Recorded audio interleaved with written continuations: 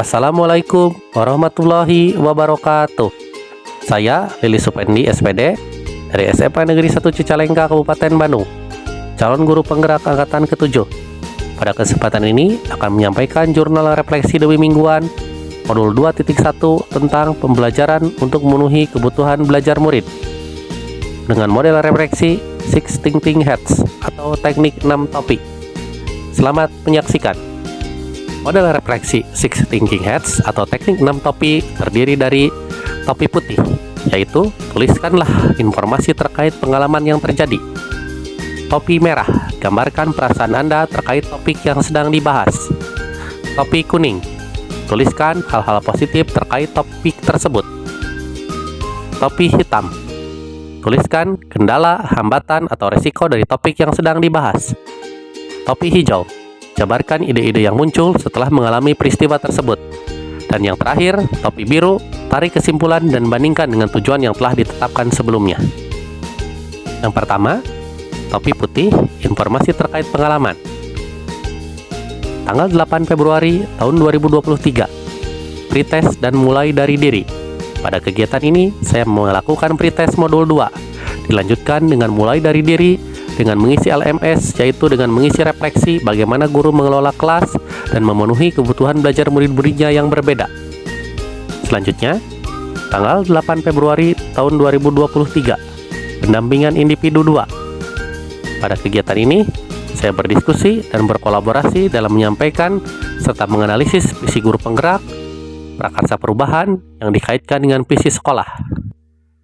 Tanggal 9 sampai dengan 10 Februari 2023, eksplorasi konsep dan forum diskusi. Pada kegiatan ini, saya mempelajari dan berdiskusi tentang pembelajaran berdiferensiasi, strategi diferensiasi, kebutuhan belajar siswa, dan penilaian atau asesmen. Selanjutnya, tanggal 14 sampai 15 Februari tahun 2023, ruang kolaborasi. Pada kegiatan ini, saya berkolaborasi dan berdiskusi dengan menganalisis situasi 4 jenjang SMA, meliputi kebutuhan belajar, strategi pembelajaran berdiferensiasi, dan penilaian. Tanggal 16 sampai 17 Februari tahun 2023, demonstrasi kontekstual. Pada kegiatan ini, saya membuat rencana pelaksanaan pembelajaran sejarah SMA tentang pembelajaran berdiferensiasi dengan tema Sumpah Pemuda yang menggambarkan kebutuhan belajar siswa, strategi diferensiasi, dan penilaian. Selanjutnya, tanggal 19 Februari tahun 2023, Loka Karya 2. Pada kegiatan ini, saya mengikuti Loka Karya 2 di SMPN 1 Colokan Jeruk, Kabupaten Bandung, dengan materi sebagai berikut: membahas visi guru penggerak dan prakarsa perubahan, budaya positif, dan restitusi. Topi merah, tentang perasaan. Saya merasa senang dan semangat karena mendapatkan pengetahuan tentang pembelajaran berdiferensiasi untuk memenuhi kebutuhan belajar siswa. Saya juga merasa tertantang dalam menerapkan pembelajaran berdiferensiasi yang meliputi kebutuhan belajar siswa, karena dalam hal ini setiap siswa memiliki kebutuhan belajar yang berbeda dan memerlukan pendekatan atau strategi pembelajaran berdiferensiasi yang tepat, meliputi konten, proses, dan produk, serta penilaian atau asesmen, baik asesmen for learning, asesmen as learning, dan asesmen of learning. Selanjutnya, topi kuning, yaitu hal-hal positif dan manfaat yang saya dapatkan dari pembelajaran diferensiasi.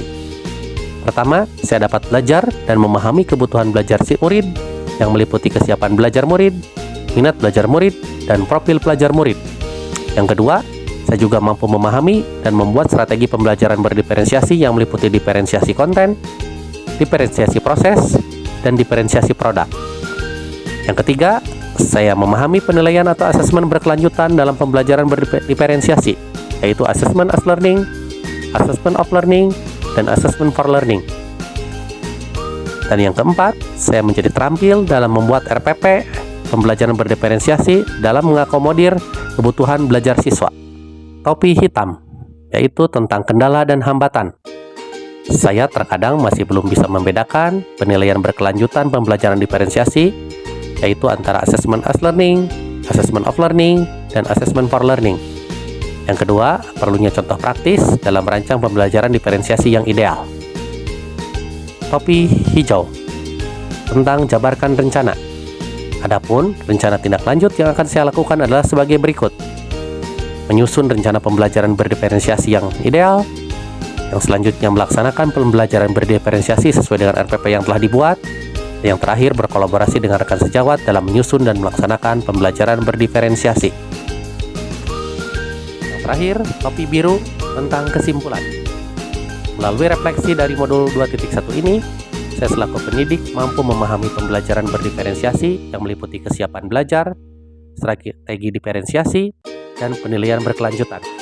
Hal ini penting sebagai bekal bagi saya dalam menerapkan pembelajaran berdiferensiasi dalam mengakomodir keragaman kebutuhan belajar siswa. Kunci utama dalam menerapkan pembelajaran diferensiasi di sekolah adalah memetakan kebutuhan belajar murid untuk kemudian merancang pendekatan dan strategi pembelajaran diferensiasi yang tepat. Demikianlah jurnal refleksi demi mingguan yang saya sampaikan. Semoga menginspirasi. Kita harus paham bahwa setiap murid adalah berbeda. Terima kasih. Wassalamualaikum warahmatullahi wabarakatuh.